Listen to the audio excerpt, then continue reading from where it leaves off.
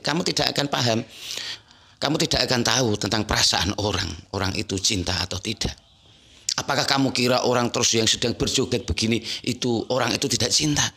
Itu kamu salah besar kalau kamu sok tahu semacam itu. Kamu kan tidak tahu isi hatinya. Bagaimana kalau seandainya orang yang sedang berjoget itu pikirannya justru itu dia itu menunjukkan cintanya kepada baginda Nabi, karena saking senangnya cintanya dia kemudian menunjukkan ekspresi semacam itu. Kita tidak tahu. Mabuk, pacaran, ciuman, ditampilkan di layar besar. Itu yang dikritik oleh Ustaz Syafiq. Sampai-sampai dia dibenci. Ya, mengaku paling cinta kepada Nabi Muhammad sampai membuat majelis sholawatan, gedubreng sana sini, majelis sebanyak-banyak orang di situ berdiri joget-jogetan di bawah, gini-gini di bawah, ada yang sampai mabok. Ternyata kalian itu bukan cinta kepada Nabi Sallallahu Alaihi Muhammad Sallallahu Alaihi Wasallam. Kalau diartikan salam sejahtera untukmu ya Nabi Muhammad, joget-joget. Salam sejahtera Nabi Muhammad, begini-begini. Apa itu? Ajaran model apa itu? Tapi intinya itu untuk menarik mereka. Setelah mereka mau datang, setelah mereka hadir di sebuah pengajian, baru para kiai-kiai itu mendakwahi, menasihati mereka. Bagaimana kiai-kiai ini bisa menasihati orang-orang semacam itu kalau mereka tidak datang ke pengajian? Coba dong, tolong mikir dengan pakai logika yang waras. Otak ini digunakan. Jangan kita sok suci, sok berdakwah yang benar dan sebagainya. Jangan sok tahu begitu. Coba pikirkan. Anda bisa bayangkan orang-orang semacam itu kalau tidak ada yang merangkul, tidak ada yang mengajak, bagaimana mereka ini bisa tahu tentang agama Islam? Untuk saudaraku Heri Pras, masih banyak sekali yang perlu Anda pahami tentang agama ini. Bagaimana cara kita berdakwah, bagaimana cara kita berjuang. Jangan memahami Islam ini sepotong-sepotong aja. Cobalah pahami Islam ini, jangan dari ustadz-ustadz yang selalu Anda bela.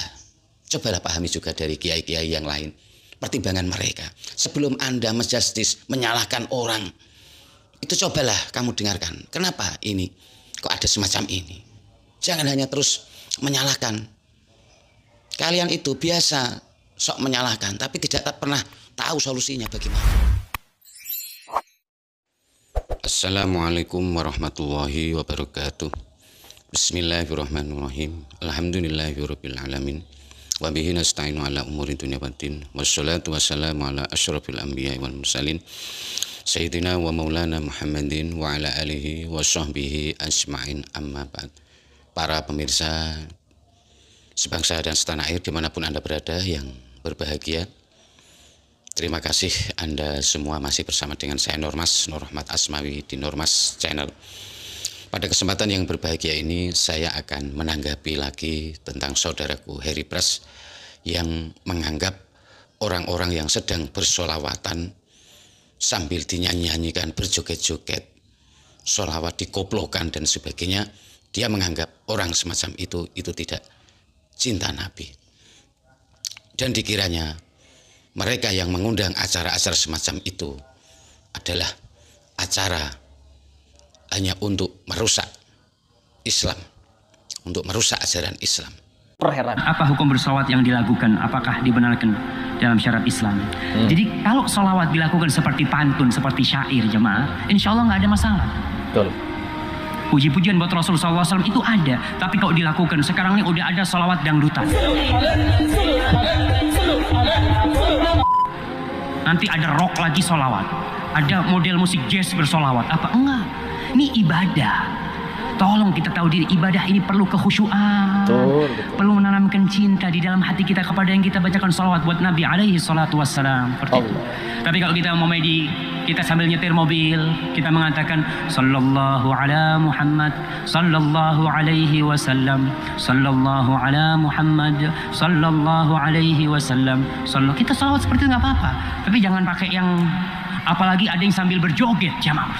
Maka tolong kita ini umat Rasul sallallahu alaihi wasallam, ikuti Nabi alaihi salatu wasallam. Betul. Ini penyebabnya Ustaz Syafiq dibenci. Karena dia mengajak orang untuk sholawatan tanpa joget-joget. Sedangkan mereka kaum-kaum ini para pejoget semua, ya. Kaum-kaum ini para pejoget. Majelis sholawat tapi isinya joget.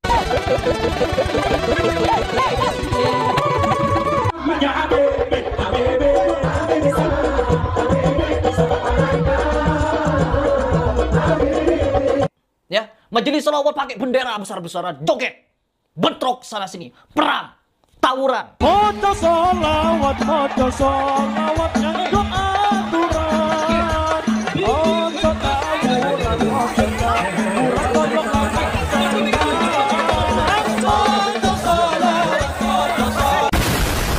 Mabuk, pacaran, ciuman, ditampilkan di layar besar. Itu yang dikritik oleh Ustaz Syafiq. Sampai-sampai dia dibenci. Ya, mengaku paling cinta kepada Nabi Muhammad sampai membuat majelis sholawatan gedubreng sana sini, majelis sebanyak-banyak orang di situ berdiri joget-jogetan di bawah, gini di bawah, ada yang sampai mabok. Ternyata kalian itu bukan cinta kepada Nabi Sallallahu Alaihi Wasallam. Kalau diartikan salam sejahtera untukmu ya Nabi Muhammad, joget-joget. Salam sejahtera Nabi Muhammad, begini-begini. Apa itu? Ajaran model apa itu? Saya luruskan di sini untuk saudaraku Heri Pras, ya. Saya luruskan, perlu Anda pahami, perlu Anda ketahui. Selama ini, perlu kamu ketahui bahwa ustadz-ustadz kalian, Ustadz Syafiq Ridza Basalama dan lain-lainnya itu bisa berceramah dengan tenang, nyaman, dalam keadaan jauh dari keributan. Tidak ada yang gembar-gembor, apalagi merusak suasana dan sebagainya. Karena apa? Karena yang diceramai mereka, yang didakwahi mereka itu adalah orang-orang yang sudah sadar tentang agama. Mereka menyadari akan pentingnya agama Islam ini. Mereka sudah punya kesadaran untuk ingin belajar agama Islam ini dengan baik, sehingga mereka mau datang ke sebuah tempat-tempat majelis-majelis, ke tempat-tempat pengajian.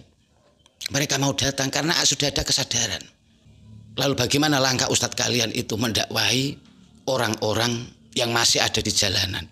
Mereka, para anak-anak muda yang tidak paham tentang ilmu agama, yang belum paham, yang belum begitu banyak pengetahuan tentang agamanya.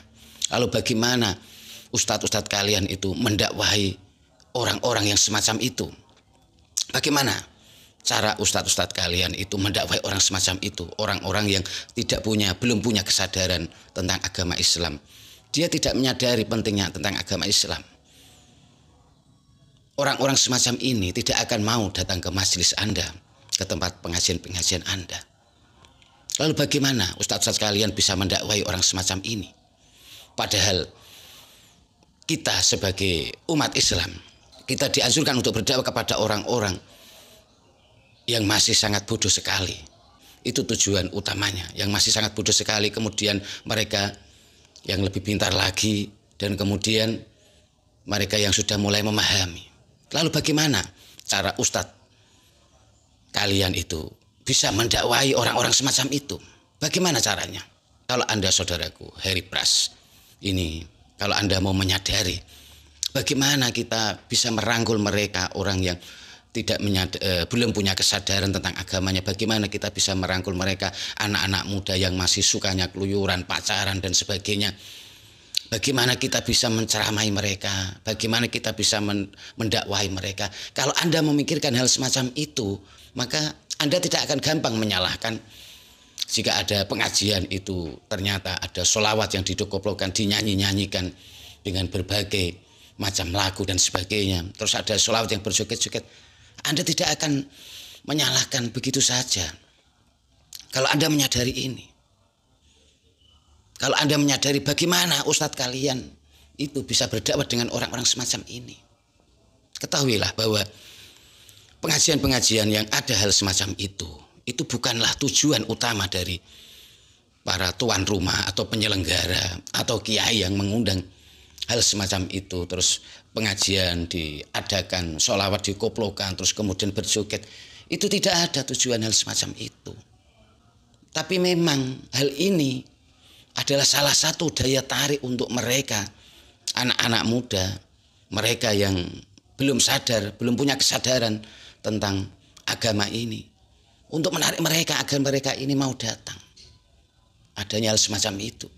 Jadi wajar karena yang ditarik untuk datang itu tidak hanya orang-orang yang sudah punya kesadaran tentang agama, tapi orang-orang yang masih bodoh tentang agama. Jadi wajar kalau yang datang mereka itu ada sepasang muda-mudi yang masih senang berpacaran, ada orang yang suka mabuk-mabukan, itu ikut datang juga ke pengajian. Tapi intinya itu untuk menarik mereka. Setelah mereka mau datang, setelah mereka hadir di sebuah pengajian, baru para kiai-kiai itu mendakwahi, menasihati mereka. Bagaimana kiai-kiai ini bisa menasihati orang-orang semacam itu kalau mereka tidak datang ke pengajian? Coba dong, tolong mikir dengan pakai logika yang waras. Otak ini digunakan. Jangan kita sok suci, sok berdakwah yang benar dan sebagainya. Jangan sok tahu begitu. Coba pikirkan. Kemudian mereka setelah mau datang itu didakwahi, diceramai. Anda bisa bayangkan orang-orang semacam itu kalau tidak ada yang merangkul, tidak ada yang mengajak, bagaimana mereka ini bisa tahu tentang agama Islam? Apa yang kamu tahu mengajarkan agama Islam itu kepada orang-orang yang sudah paham, yang sudah jelas-jelas tahu tentang agama Islam ini? Kalian itu tahunya dakwah itu kan hanya ketika orang-orang yang datang itu mereka yang punya kesadaran. Cobalah pikirkan bagi mereka yang belum punya kesadaran tentang agama Islam ini. Saya tantang untuk saudaraku Hari Pras. Saya tantang. Bagaimana cara kalian, ustadz-ustadz kalian coba untuk menangani orang-orang yang belum punya kesadaran tentang agama Islam ini. Bagaimana mereka itu bisa datang ke sebuah pengajian? Bagaimana solusi Anda? Kalau memang kalian itu betul-betul tujuannya memang untuk dakwah. Kalau dakwah itu tidak pandang bulu, semua masyarakat kita rangkul, kita dakwahi.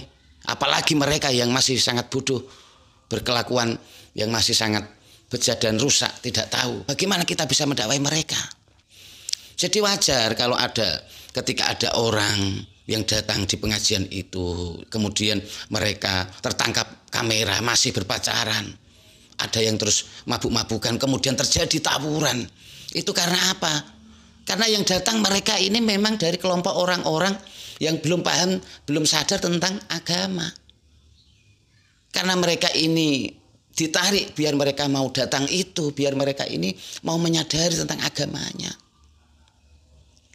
Cobalah pahami ini cara datang. Jangan asal gembar-gembor pengajian, mengundang orang berjoget, berselawatan. Apa kalian cinta kepada Nabi dan sebagainya? Apa itu namanya cinta? Jangan sok tahu tentang masalah orang itu cinta kepada Nabi. Kamu tidak akan paham. Kamu tidak akan tahu tentang perasaan orang itu cinta atau tidak. Apakah kamu kira orang terus yang sedang berjoget begini itu orang itu tidak cinta?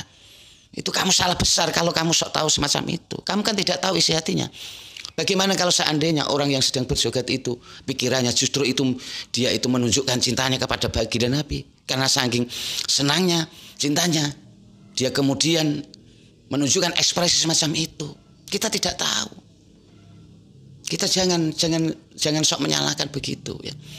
Ketahuilah saudara Hari Pras, ustadz-ustadz kalian seperti Ustadz Syafir Jabal Salama, mereka ini yang diceramai itu adalah orang-orang yang sudah paham, yang sudah menyadari tentang pentingnya beragama. Mereka yang diceramai adalah orang-orang yang sudah paham tentang agama, sudah sadar tentang agama. Pantas mereka itu kalem, bisa memahami dengan suasananya, karena mereka sudah sadar tentang agamanya. Untuk saudaraku Hari Pras, masih banyak sekali yang perlu Anda pahami tentang agama ini. Bagaimana cara kita berdakwah, bagaimana cara kita berjuang. Jangan memahami Islam ini sepotong-sepotong aja. Cobalah pahami Islam ini, jangan dari ustadz-ustadz yang selalu Anda bela. Cobalah pahami juga dari kiai-kiai yang lain. Pertimbangan mereka. Sebelum Anda menjustis, menyalahkan orang, itu cobalah kamu dengarkan. Kenapa ini? Kok ada semacam ini? Jangan hanya terus menyalahkan.